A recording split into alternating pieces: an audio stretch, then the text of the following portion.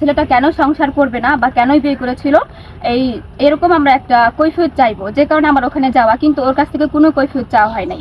ও যেটা বলেছে সেটাই হচ্ছে রাইট। এবং ওইখানে আমি নিয়ে গিয়েছিলাম প্রায় আমার ফ্যামিলি পার্সন 2-4 জন নিয়ে গিয়েছিলাম। ওখানকার যে 50 থেকে 60 জন লোক ছিল, তাদের মধ্যে অনেক লোকই শুধু একটা এক্সকিউজ দেখিয়েছে যে ঢাকার মেয়েরা কখনো ভালো হতে পারে না, আর আমাদের যে চর বাঘুচিয়ার মানিকগঞ্জের চরের ছেলে, প্রত্যন্ত চরের ছেলে কখনো খারাপ হতে পারে না।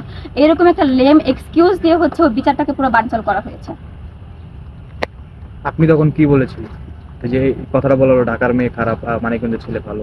আমি তখন বলেছিলাম যে ঢাকার সব মেয়ে খারাপ হতে পারে, আর মানিকগঞ্জের চরের সব ছেলে যে ভালো এরকম বিষয় না। ঢাকার মেয়ে আছে, কিছু খারাপ আছে, ভালো আছে, এবং ভালো মন্দ মিলিয়েই হচ্ছে প্রত্যেকটা জায়গা থাকে। তো আমি যদি খারাপ হই তাহলে প্রত্যেকটা খারাপের প্রমাণ দিয়ে কথা বলা হোক। আমি আমার প্রত্যেকটা এভিডেন্স সহকারে কথা বলছিলাম, আমার টাকা নেওয়া থেকে শুরু করে স্টেটমেন্ট দেখিয়েছি, দেন হচ্ছে সবকিছু A to Z, যে আমি কোনো কিছু গোপন করিনি, এ পর্যন্ত যা কিছু আছে সবকিছুই আমি বলেছি। কিন্তু ও যে কথাগুলো বলেছে সেগুলো হচ্ছে একদম এভিডেন্স ছাড়া, মানে ভিত্তিহীন ছাড়া কথাগুলো বলে গিয়েছে। এবং ওইখানকার লোকজন ওই কথার উপরই ডিপেন্ড করে, নির্ভর করে বিচারটা কমপ্লিট করেছে, যে কারণে আমার পক্ষে মানা সম্ভব হয়নি। মাসের 5 তারিখে একটা বিচারের সালিশের ডেট ছিল, তখন ওর সাথে আমার দেখা হয়নি, উপস্থিত হয়নি। আমি 5 ঘন্টা সেখানে স্টে করেছিলাম, ওর জন্য অপেক্ষা করেছিলাম। এরপরে যখন মে মাসের 12 তারিখে আবার একটা ডেট দেওয়া হলো, ওই দিন আমি গেলাম। তারপরে 2 ঘন্টা পরে ও ওর সমস্ত মানে মানুষজন ঠিক করে তারপর 2 ঘন্টা পরে ওখানে উপস্থিত হয়েছিল। আমি ওখানে গিয়ে ওর হাতে ধরেছিলাম, পায়ে ধরেছিলাম, এবং সবাইকে একটা কথা বলেছিলাম যে আপনি যেভাবে চান সেভাবেই আমি সংসার করব। আপনি যদি আমার কাছ থেকে 50-60 জন মানুষের সামনে লিখিত চান, আমি লিখিত দিয়েই হচ্ছে আপনার সাথে সংসার করতে চাই।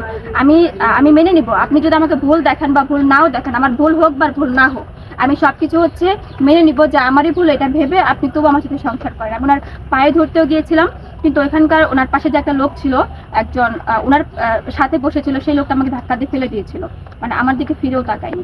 আমি ওনাকে এভাবে বলেছিলাম যে যেদিন আপনাকে অ্যারেস্ট করা হলো মামলায়, আপনি আমাকে বলেছিলেন যে তুমি আমাকে সাহায্য করো, আমার ক্যারিয়ারটা নষ্ট করো না।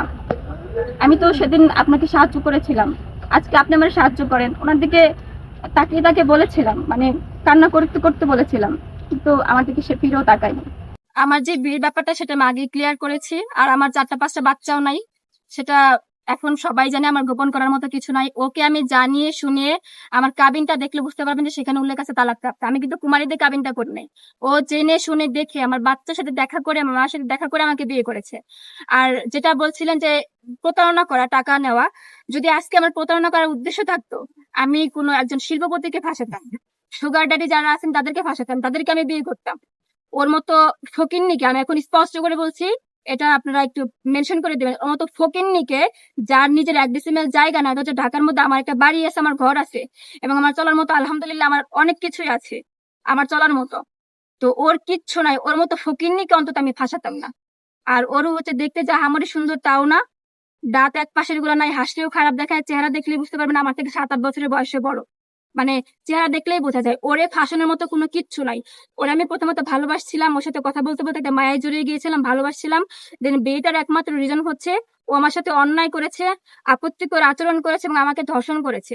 এই জন্য ওকে আমি বিয়ে করেছিলাম। কারণ আমার কাছে মনে হয় বাঙালি মেয়েরা যদি একটা পুরুষের সাথে দুর্ঘটনা ঘটে যায়, তাহলে তার অন্য কারোর সাথে থাকার মতো কোনো স্কোপ থাকে না। আমার কাছে মনে হয়, যেটা আমার পার্সোনাল অপিনিয়ন। বলছিলেন যে আসলে আপনার স্বামীর দাঁত নাই আসলে, তাহলে